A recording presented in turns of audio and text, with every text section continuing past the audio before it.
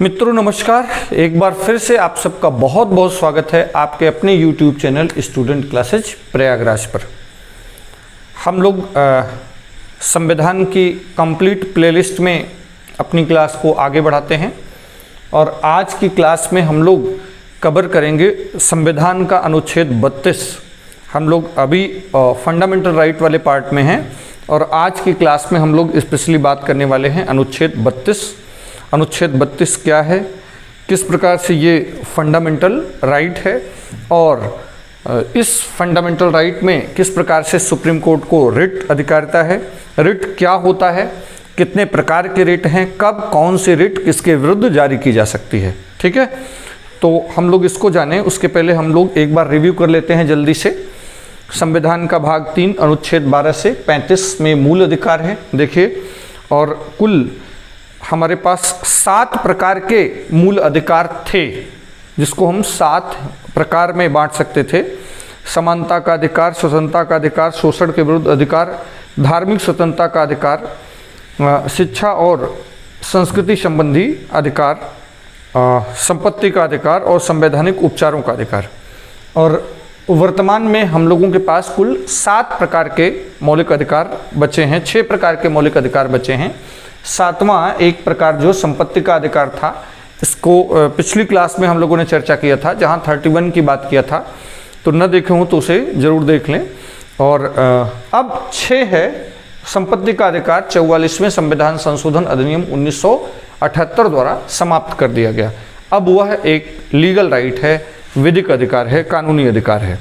ठीक, तो अब तक फंडामेंटल राइट वाले पार्ट में हम लोग 31 तक बात कर चुके हैं। आज हम संवैधानिक उपचारों का अधिकार अनुच्छेद 32 पर बात करेंगे। तो हम लोग अनुच्छेद 32 को जानें उसके पहले आइए जल्दी से जान लेते हैं अपने चैनल के बारे में। तो आपका YouTube channel student classes Prayagraj खास प्रिंटरी प्रोग्राम पर कार्य कर रहा है और आपको सब कुछ निःशुल्क प्रोवाइड करा जा रहा है। प्रत्येक वीडियो पर एक डिस्क्रिप्शन बॉक्स में लिंक लगा हुआ है वेबसाइट का, जहां से आप वीडियो आधारित MCQs माने प्रैक्टिस कर सकते हैं। अर्थात लगातार आप प्रैक्टिस के माध्यम से अपने आप में देख सकते हैं, अपना स्व मूल्यांकन भी कर सकते हैं कि आप कहां तक बढ़े। और math, reasoning, GS, Hindi, English, map और स्ट्रेटेजिक करंट अफेयर्स लगातार कवर कराया जा रहा है। साथ ही ये वेबसाइट है www.studentclassesprayagraj.com। गूगल पर आपको सर्च करना है और उसके मेनू में जाना है। मेनू में आपको MCQ प्रैक्टिस सेट प्रोवाइड कराए जा रहे हैं और पूरा का पूरा अब तक का करंट अफेयर्स अपडेट है।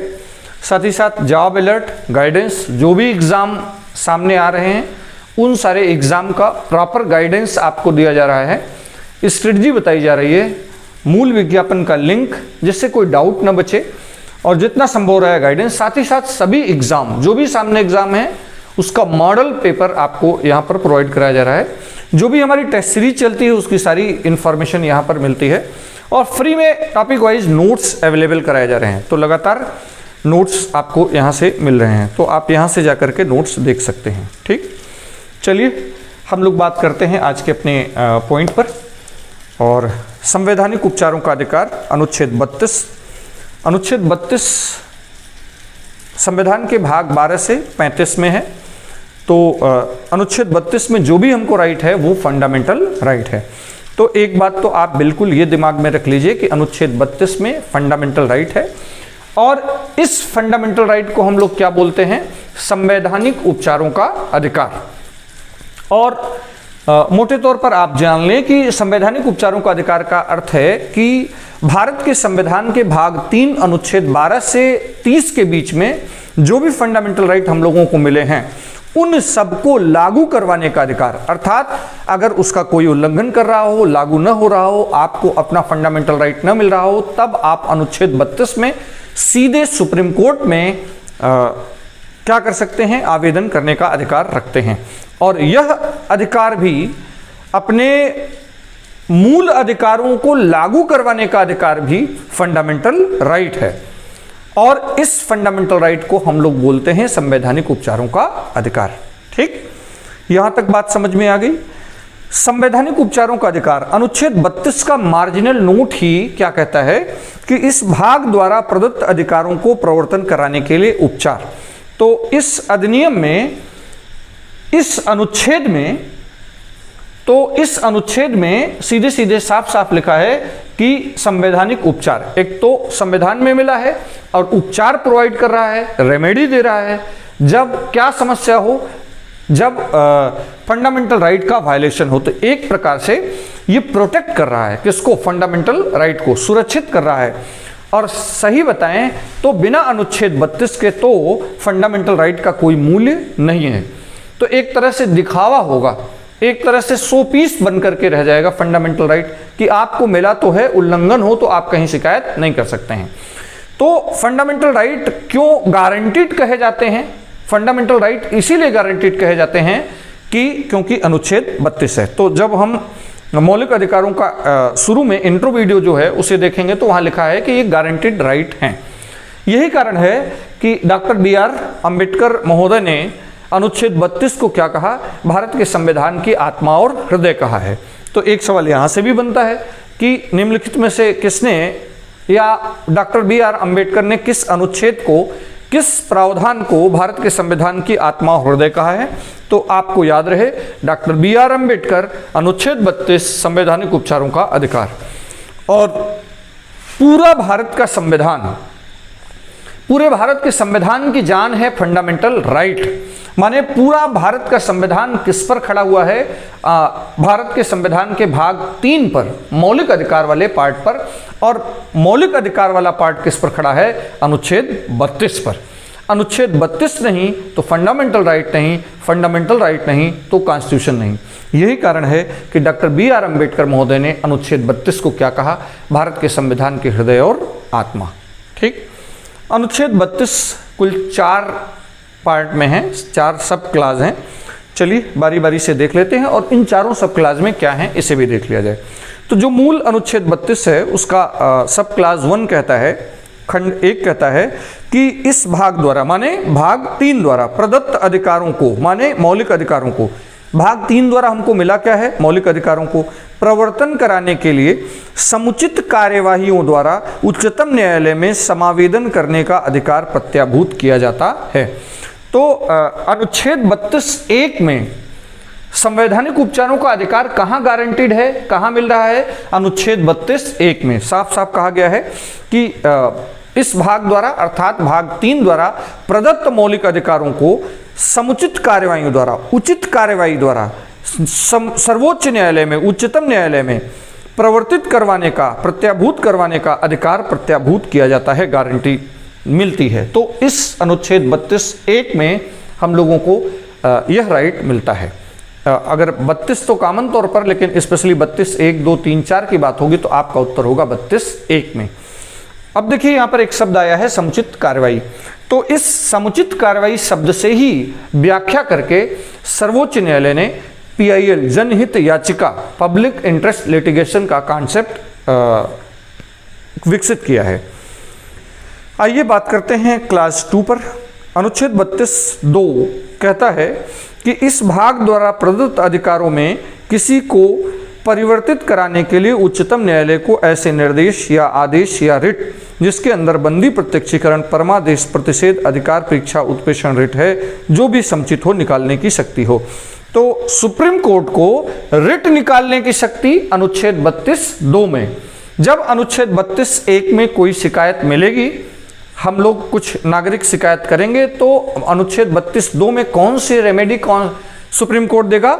रिट निकाल सकता है। और रिट के नाम भी यही बताए गए हैं, 5 प्रकार के रिट है ना। कौन कौन? बंदी प्रत्यक्षीकरण, परमादेश, प्रतिषेध, अधिकार परीक्षा, उत्प्रेषण, ये 5 रिट हैं। और इसमें से जो फिट हो जिन परिस्थितियों में वो निकालेंगे। तो 32(1) में हमारे पास राइट है और सीधे सुप्रीम कोर्ट मूव करने की पावर है। और 32(2) में सुप्रीम कोर्ट जब 32(1) में शिकायत पाए मौलिक अधिकारों के उल्लंघन का, तब उसे रिट निकालने की शक्ति है। 32(3) कहता है उच्चतम न्यायालय को खंड 1 और खंड 2 द्वारा प्राप्त शक्तियों पर प्रतिकूल प्रभाव डाले बिना, अर्थात ऊपर 1 और 2 में जिन शक्तियों की बात हुई उस पर कोई प्रभाव नहीं पड़ेगा, वो यथावत रहेगा डाले बिना। संसद, कौन? संसद उच्चतम न्यायालय द्वारा खंड 2 के अधीन प्रयोग किन्हीं या सभी शक्तियों का किसी अन्य न्यायालय को अपने अधिकारिता के स्थानीय सीमाओं के भीतर प्रयोग करने के लिए विधि द्वारा सशक्त बना सकती है। तो देखिए, भारत के संविधान में रिट निकालने की शक्ति केवल 2 कोर्ट्स के पास है, अनुच्छेद 32 में सुप्रीम कोर्ट और अनुच्छेद 226 में हाई कोर्ट। लेकिन 32(3) कहता है, संसद को पावर देता है कि संसद चाहे तो विधि बनाकर सुप्रीम कोर्ट के पास जो अनुच्छेद 32 में शक्ति है, 2 में शक्ति है, अर्थात रिट निकालने की शक्ति है, वो किसी अन्य न्यायालय को भी दिया जा सकता है। लेकिन कैसे? संसद विधि बनाकर दे सकती है और कोई तरीका नहीं है।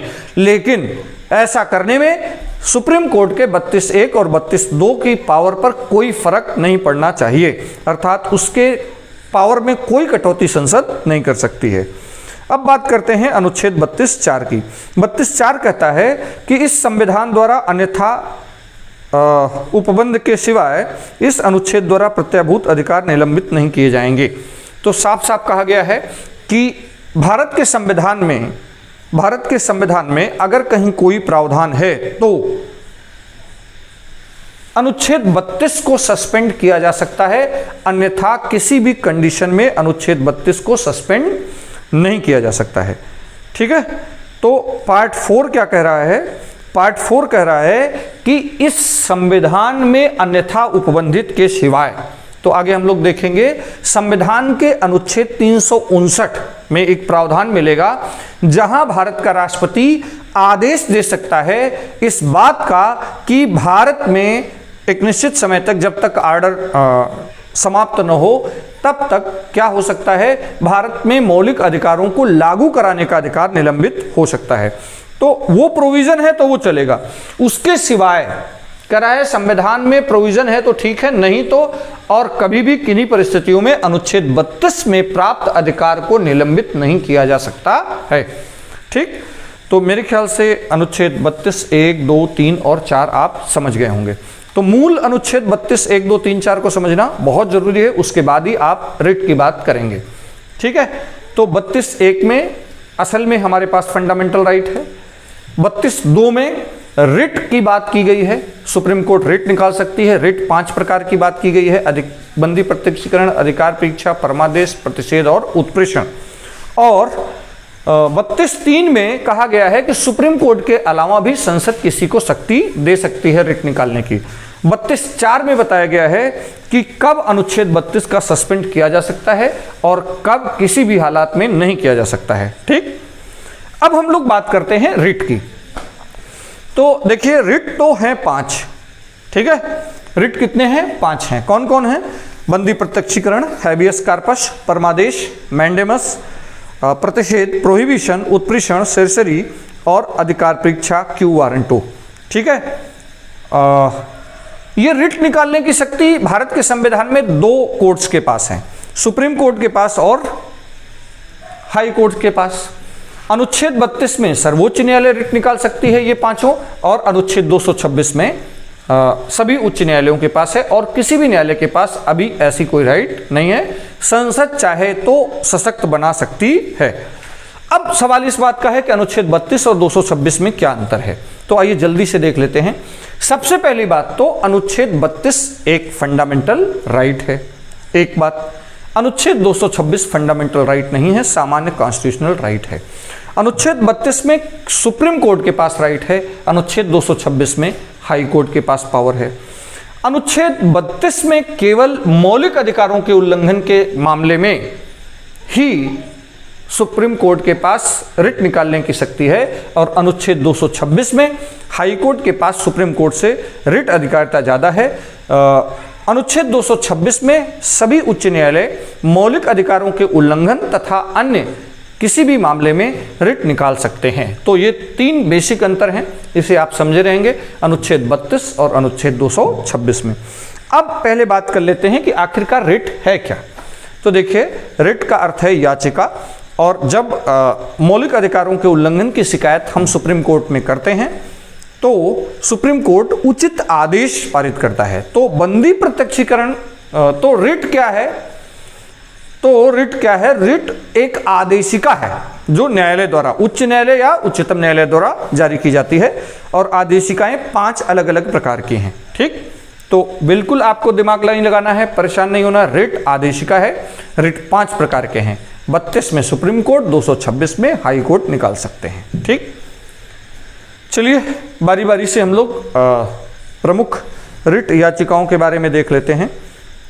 तो पहली बात तो मोटे तौर पर आप एक बात जान लें कि बंदी प्रत्यक्षीकरण, ये 5 रिट में बंदी प्रत्यक्षीकरण ऐसी एक रिट है जो निजी व्यक्ति के विरुद्ध भी जारी की जा सकती है। तो मोटे तौर पर आप जान लें, बंदी प्रत्यक्षीकरण रिट निजी व्यक्ति के विरुद्ध भी जारी की जा सकती है। तो प्रश्न कैसा आपसे पूछा जा सकता है कि निम्नलिखित में से कौन सी रिट निजी व्यक्ति के विरुद्ध भी जारी की जा सकती है? कौन है? बंदी प्रत्यक्षीकरण। इन 5 रिट में 2 न्यायिक रिट है। कौन कौन? प्रतिषेध और उत्प्रेषण। प्रतिषेध और उत्प्रेषण। ठीक है, इतना आइडिया आप रखेंगे। फिर अब बढ़ते हैं हम लोग आगे। सबसे पहले देखते हैं कि बंदी प्रत्यक्षीकरण। तो देखिए, जो बंदी प्रत्यक्षीकरण रिट है यह लैटिन भाषा का शब्द है, हैबियस कार्पस। बंदी प्रत्यक्षीकरण हैबियस कार्पस लैटिन भाषा का शब्द है, जिसका अर्थ होता है सशरीर प्रस्तुत किया जाना।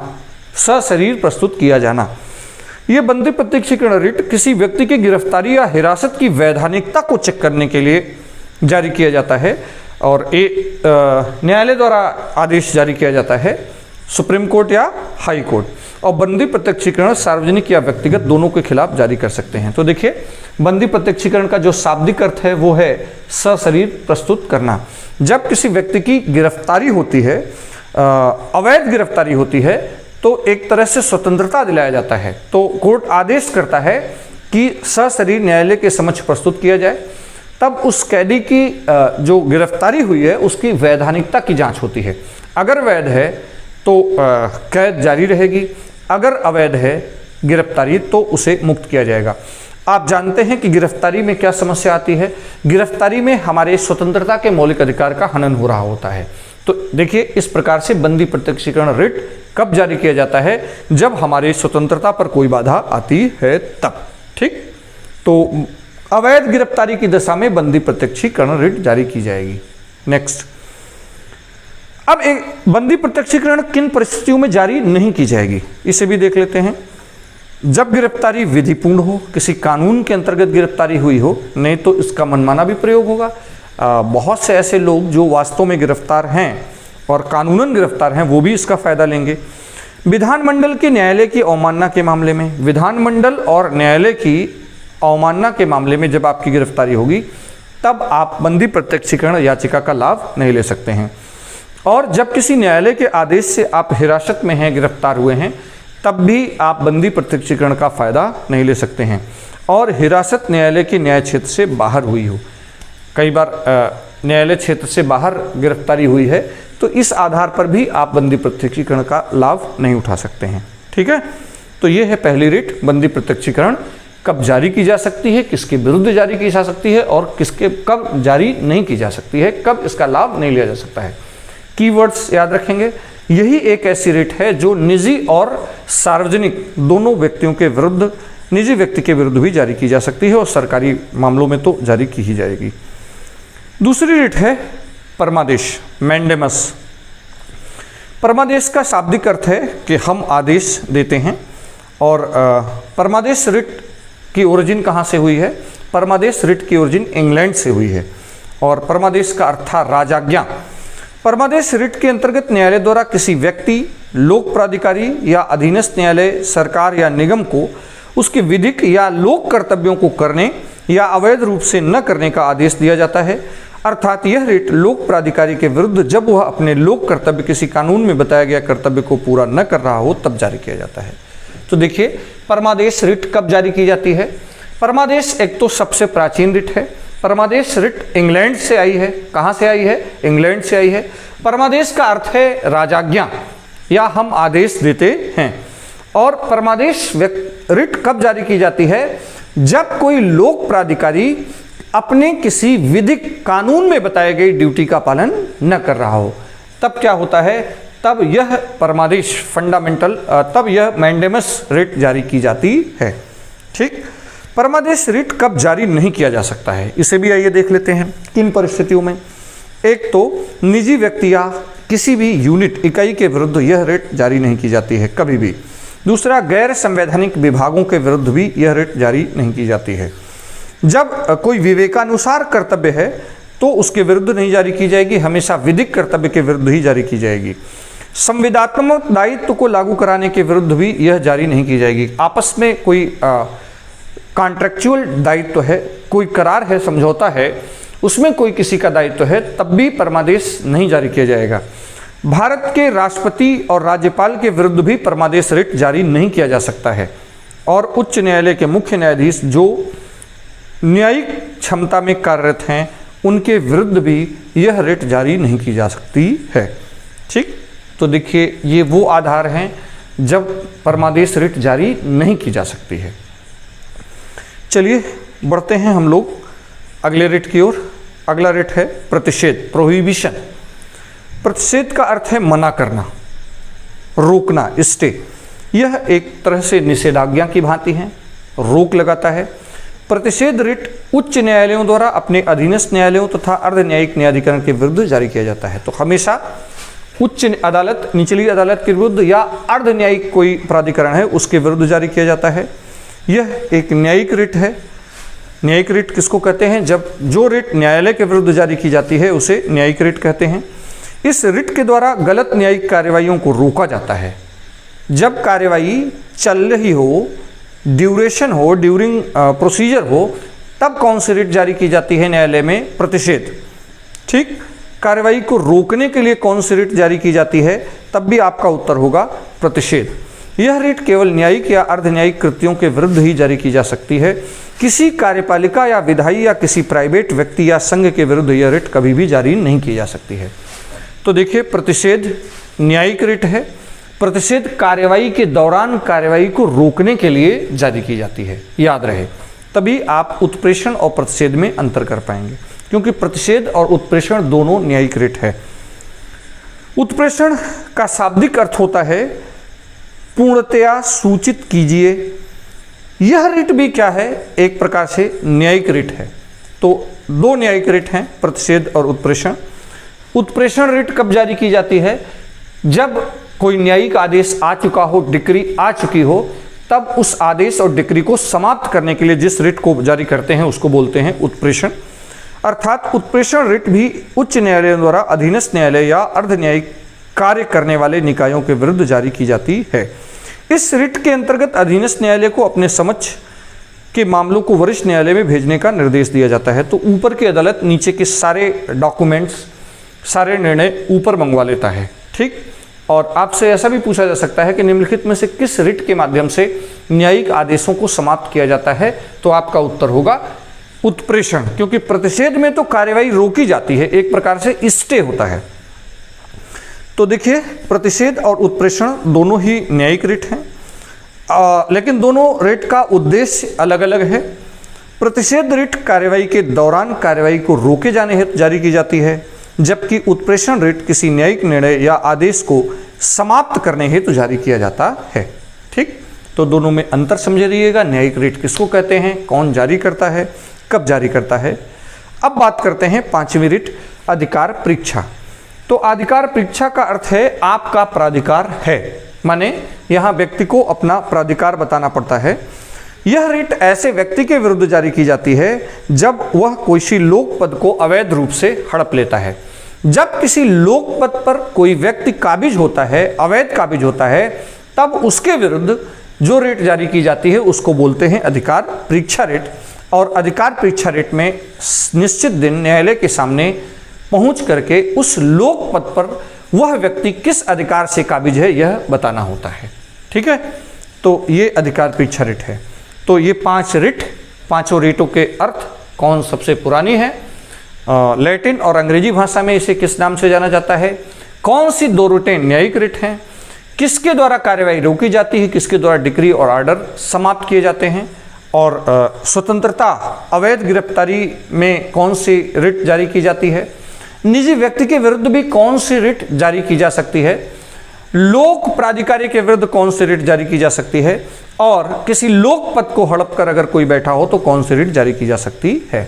तो आज की इस क्लास में हम लोग जाने अनुच्छेद 32 का सब क्लास 1, 2, 3 और 4, इन चारों में क्या क्या बातें हैं, किस प्रकार से रिट निकालने की शक्ति अनुच्छेद 32 में सुप्रीम कोर्ट के पास है और अनुच्छेद 226 में हाई कोर्ट के पास है, दोनों में आधारभूत अंतर क्या है, किसके पास पावर है कि वह अन्य न्यायालयों को भी सक्षम बना सकती है रिट जारी करने के लिए, फंडामेंटल राइट कब सस्पेंड किया जा सकता है अनुच्छेद 32 के अधिकार को, डॉक्टर बी आर अम्बेडकर ने अनुच्छेद 32 के बारे में क्या कहा है और किस प्रकार से इसका इंपॉर्टेंस है, और अनुच्छेद 32 के बिना फंडामेंटल राइट का क्या असर होगा, इस पर हम लोगों ने चर्चा की और जाना।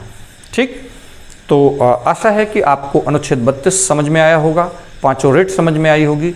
अगर किसी प्रकार का कोई डाउट है तो कमेंट बॉक्स खुला है, कमेंट जरूर करें, लेकिन याद रहे लाइक, शेयर और सब्सक्राइब करना न भूलें, और आप अपनी वेबसाइट www.studentclassesprayagraj पर जरूर विजिट करें। ठीक, तो आज की क्लास में इतना ही, फिर मिलेंगे, तब तक के लिए धन्यवाद।